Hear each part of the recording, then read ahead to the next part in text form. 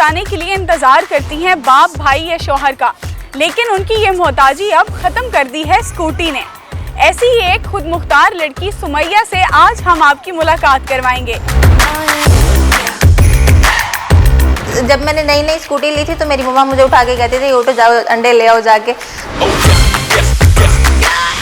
मेरी जो सास है जिनको मैं मम्मा बोलती हूँ, उनकी वजह से ऐसा हुआ है, मुझे इतनी इंकरेजमेंट मिली है, उनकी वजह से मेरे अंदर इतना कॉन्फिडेंस आया है कि मैं इंडिपेंडेंटली जो भी करना होता है वो मैं खुद ही कर लेती हूँ।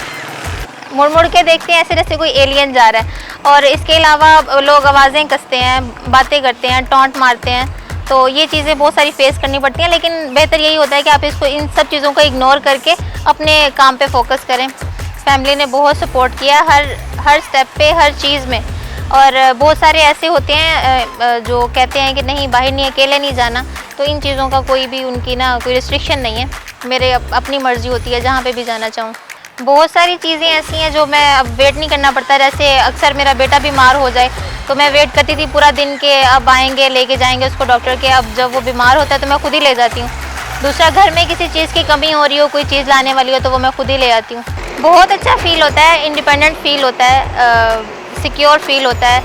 मतलब अपने कन्वेंस का तो ऑब्वियसली एक अलग ही मज़ा होता है, तो बहुत अच्छा फील होता है अपनी स्कूटी पे अपनी कन्वेंस पे जाने का। और लड़कियों को मैं यही मैसेज देना चाहूँगी कि आप जब तक डरती रहेंगी तो फिर आपका कुछ नहीं बन सकता। बाहर निकलें, फेस करें लोगों को और अपनी स्कूटी पे अपनी कन्वेंस पे आए जाएं, यही आपके लिए बेहतर है।